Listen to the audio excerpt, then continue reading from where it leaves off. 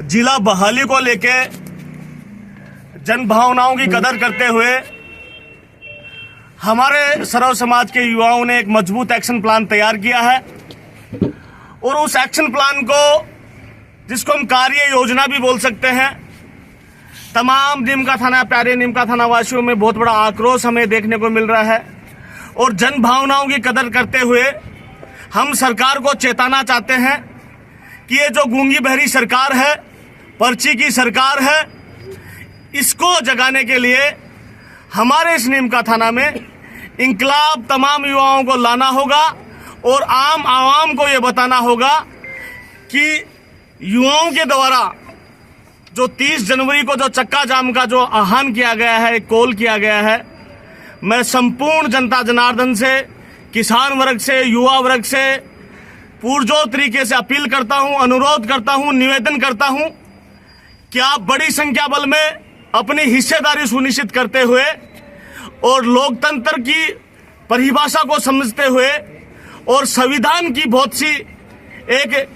अपन बोल सकते हैं कि मैनिफेस्टो और विजन को समझते हुए, उस गाइडलाइन को समझते हुए, क्योंकि सरकारें जब भी बनती है वो जन कल्याण के लिए बनती है, मानव कल्याण के लिए बनती है, मानवता को आधार मानते हुए बनती है। तो मैं सरकार को चेता देना चाहता हूं कि आपकी जो सरकार बनी है ये हमारे युवाओं की सुध ले, और जो आपने इस तरह का राइट्स पे कुठारघात किया है हमारे नीमका थाना जिले को आपने रद्द करके, तो संपूर्ण युवा अवेयर है इस चीज को लेके और क्या अच्छा है क्या बुरा है ठीक से समझता है, पढ़ा लिखा नौजवान है। तो निश्चित रूप से सरकार की ईट से ईट हम 30 तारीख को बजाएंगे। और मैं इस चैनल के माध्यम से, सोशल मीडिया प्लेटफॉर्म के माध्यम से भी बता देना चाहता हूं कि इस तरह की अफवाहों में आप लोग कतई नहीं आए। ये शांतिपूर्ण तरीके से एक आंदोलन है हमारा चक्का जाम का, उसको मैं और मेरी टीम पूरी इसको समर्थन करती है। मैं राजेश भायड़ा तन मन धन के साथ में, मेरे सर्व समाज के भाइयों के साथ में, पहले भी मुझे जब भी मेरी आवाज को बुलंद करने का मौका मिला है, हमेशा मैं अपने लोगों के बीच में रहता हूं। मेरे लोगों के साथ में जब भी कोई तकलीफ, कोई पीड़ा होगी, हमेशा अग्रणी पंक्ति में मैं हमेशा खड़ा मिलूंगा। इतना तमाम नौजवानों को मैं आश्वस्त करता हूं और विश्वास दिलाता हूं कि इस लड़ाई को आप लोगों के सहयोग, आशीर्वाद से बड़ी मजबूती और शिद्दत के साथ में हम लोग लड़ेंगे और इस लड़ाई में निश्चित रूप से आप और हम सब लोगों की विजय होगी। एक पुरानी कहावत है, आपने बुजुर्गों के मुंह से कभी सुनी हो तो, कि जतन बिना रतन कुन मिला करे। और ये जिला जो हमारा रतन के रूप में था, एक मोती के रूप में था, जो रतन जिसको इस सरकार ने छीना है हमारे हाथ से, ये कतई हम बर्दाश्त नहीं करेंगे। चाहे हमें हद पार करनी पड़े इस चीज के लिए, निश्चित रूप से हद पार करेंगे और सरकार से इस लड़ाई को किसी भी हद तक लड़ने के लिए तैयार रहेंगे। तो इस रतन को जब तक हम प्राप्त नहीं करेंगे तब तक हमारा जतन प्रयास रहेगा। अनवरत रूप से हमारे एफर्ट्स, हमारे प्रयास जारी रहेंगे। और मैं तो बताना चाहूंगा इस चैनल के माध्यम से कि हमारे ओम प्रकाश जी साईं ने अपने प्राणों की आहुति देके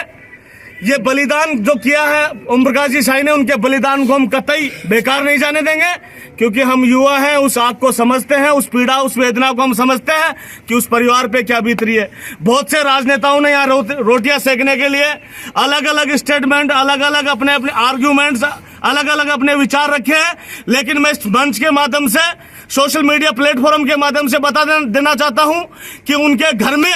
आज तक किसी नेता ने प्रत्यक्ष से प्रत्यक्ष रूप से कोई सहायता नहीं की है और उस परिवार की कोई सुध लेने वाला नहीं है। मैं और मेरी टीम बहुत जल्दी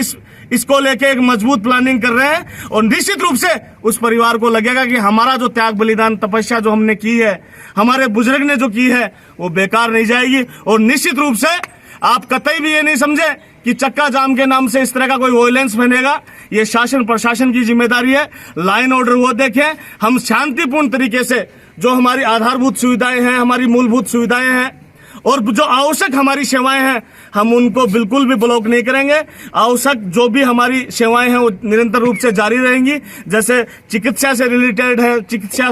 स्वास्थ्य से रिलेटेड कोई भी है, जैसे एम्बुलेंस है, आवश्यक सेवाएं हैं, वो निरंतर रूप से जारी रहेंगी। और निश्चित रूप से मैं प्लेटफॉर्म के माध्यम से कहना चाहता हूं कि वन मैन आर्मी का कतई ये सिस्टम नहीं चलेगा, क्योंकि इसमें व्यापार मंडल ने अपना समर्थन दिया है, इसमें बार एसोसिएशन ने अपना समर्थन दिया है और बहुत सी राजनीतिक पार्टियां जो एक प्लेटफॉर्म पे होके इस लड़ाई को मजबूती और शिद्दत के साथ में हम लोग सर्व समाज के तमाम नौजवान, और मैं तो किसान वर्ग से भी अपील करता हूं कि आपने जिस तरह से हमेशा एक क्रांति का आगाज किया है, और ये इतिहास बोलता है छत्रपति साहू जी ने सामाजिक क्रांति का एक आगाज किया था, उसी को हम आधार मान के बाबा साहब ने एक अलग जगाई थी हमारे इस कॉन्स्टिट्यूशन को आधार मानते हुए। तो बाबा साहब के पद चिन्हों पे चलते हुए हम युवा संकल्पित हैं और ये मैसेज देते हैं कि जब तक भी बाबा साहब ने कहा था उठो जागो और संघर्ष करो, तो उन्हीं की पद चिन्हों की बात करते हुए मैं बताना चाहूंगा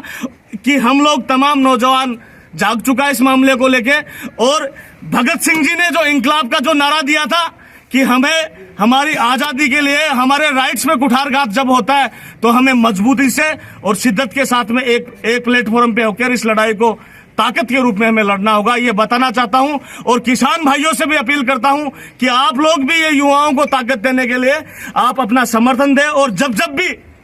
किसान जागा है तो निश्चित रूप से कोई भी आंदोलन हो उसमें सफलता निश्चित मिली है। आप तमाम मीडिया बंधुओं का आभार प्रकट करता हूं, धन्यवाद ज्ञापित करता हूं कि आप यूट्यूबर्स और जो भी जितने भी चैनल्स हैं, क्योंकि बड़े जो प्रेस वाले हैं वो तो हायर हैं, वो तो ये सारी चीजें दिखा नहीं पा रहे हैं, वो तो सरकार के अकॉर्डिंग चलते हैं, लेकिन बहुत से भाई ऐसे भी हैं जो प्योरिटी से, ईमानदारी से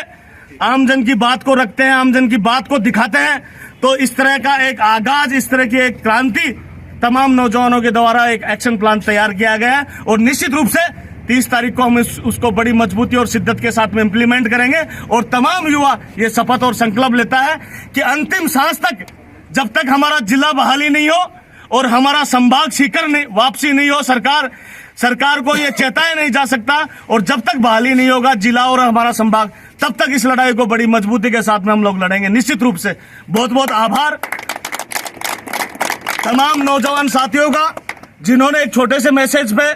सारे लोग आए मेरे कार्यालय पे